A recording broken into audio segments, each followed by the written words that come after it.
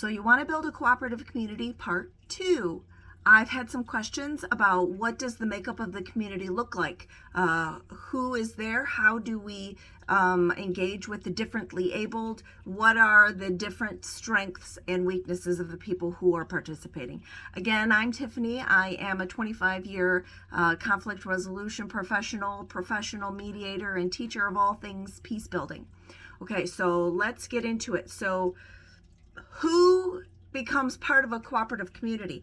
Remembering that everyone has autonomy, meaning everyone is participating in good faith and everybody is participating voluntarily. Okay, so if you have people that you're like, they're never going to buy into this idea, okay, then they're not part of your community. Okay, and that might be difficult to process, right? But part of what we have to do as people within a cooperative space is allow autonomy for other people. That means allowing them the autonomy to say, no, this is not for me. I'm not ready for this.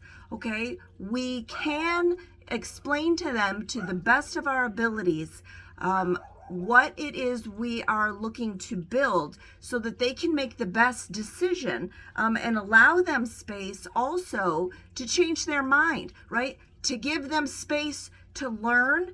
If they don't say yes right away, then okay, so what, right?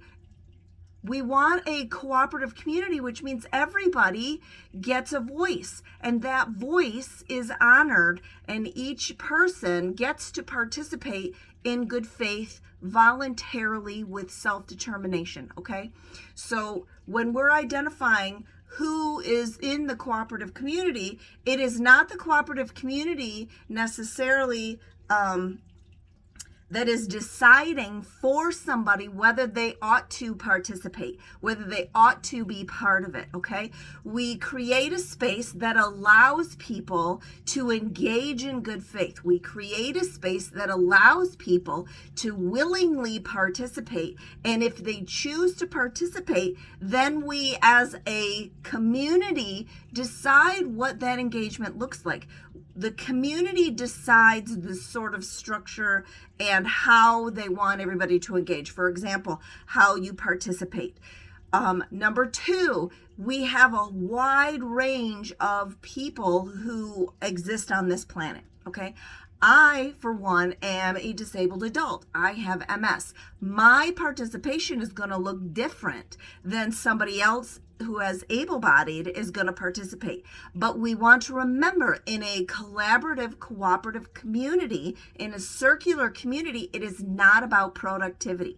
Okay, so you may be finding yourself interested in developing, when you hear about things like solar punk, or you hear about things like homesteading, or you hear about things that allow you to remove yourself to leave the productivity focused system that we live in, that can be very desirable to say, oh, it's not going to be based on productivity. But what that means is we have to leave that mindset behind. We have to leave behind the idea that everyone who comes in has to produce this certain thing for everybody to thrive, because that's not how a circular community works.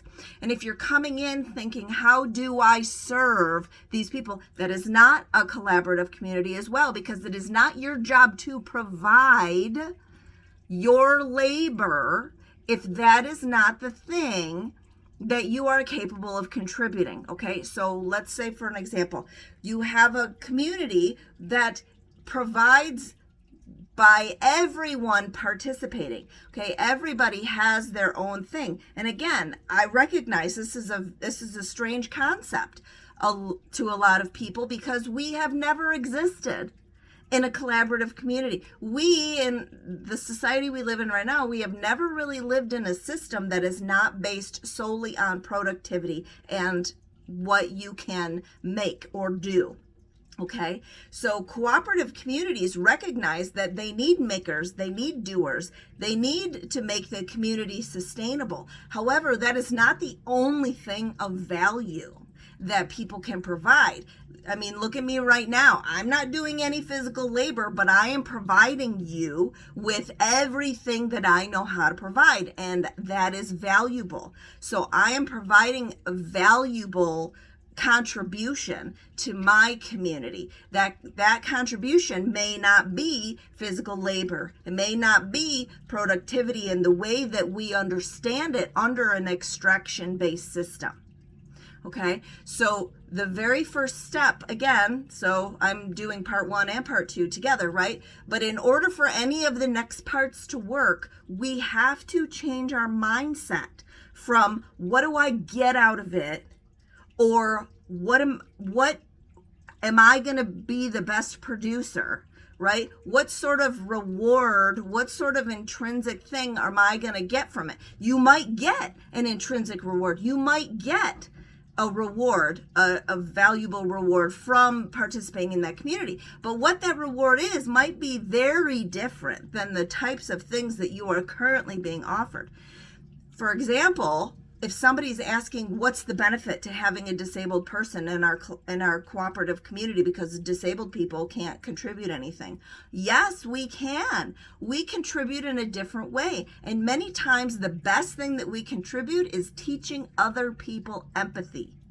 Okay, and that is something that is going to be mandatory in a cooperative community, in a circular community, is recognizing that each individual has autonomy, you have autonomy, and each individual within the community has an autonomy, okay?